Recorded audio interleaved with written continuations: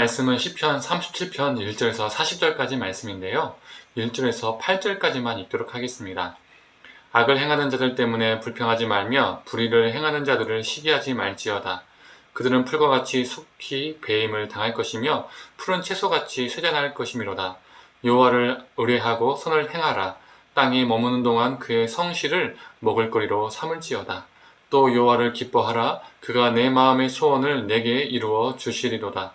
내 길을 여호와께 맡기라. 그를 의지하면 그가 이루시고 내 의를 빛같이 나타내시며 내 공의를 종의 빛같이 하시리로다. 여호와 앞에 잠잠하고 참고 기다리라. 자기 길이 형통하며 악한 꾀를 이루는 자 때문에 불평하지 말지어다. 분을 그치고 노를 버리며 불평하지 말라. 오히려 악을 만들 뿐이라. 아멘. 오늘 말씀을 들으시는 모든 성도님들에게 하나님의 은혜가 있기를 간절히 소망합니다. 누군가 악한 말을 또 악한 행실을 할 때 그것을 직간접적으로 보고 경험하게 되면 대부분의 사람들은 분노하게 됩니다. 그런데 신기한 것은 그 악한 말과 악한 행동을 일삼는 사람들의 인생이 매우 평탄하고 승승장구하는 것처럼 보일 때가 있습니다. 그런데 또 신기한 것은 우리가 그러한 그들을 향해 분노하면서도 동시에 그들이 누리고 있는 부귀영화나 권력이나 위치 등을 보면 부러워하기도 한다는 것이죠.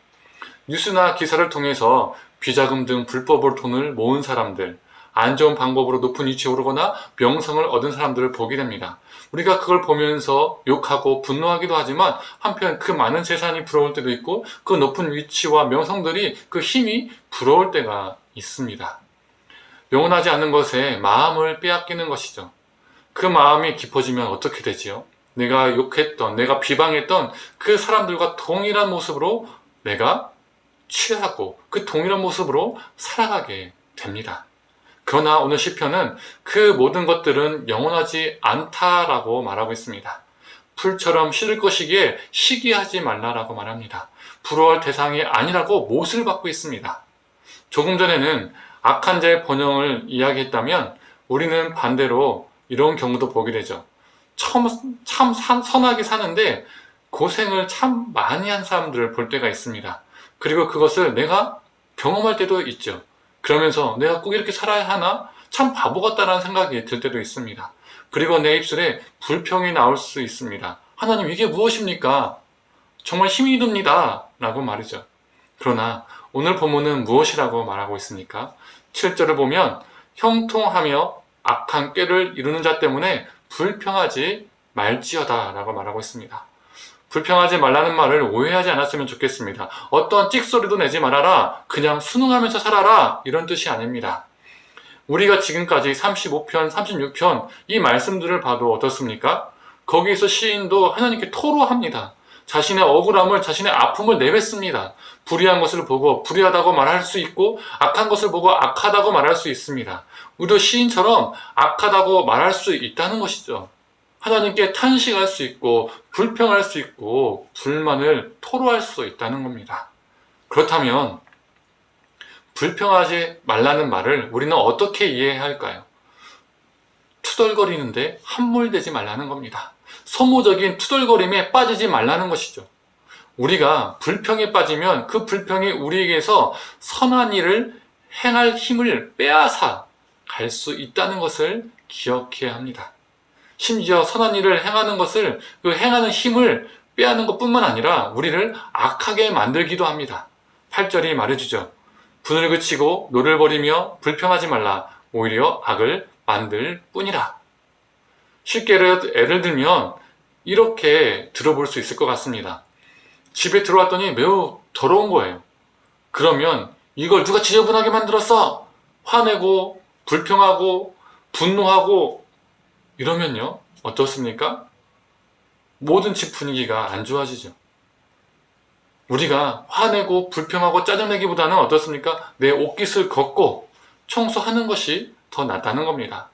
하나님, 내 주위를 둘러보니 선한 자들이 참 궁핍하게 살고 참 하나님을 향해서 하나님의 사랑을 늘 가지고 사는 사람이 정말 가난하게 삽니다. 이렇게 우리가 하나님께 질문할 수 있습니다.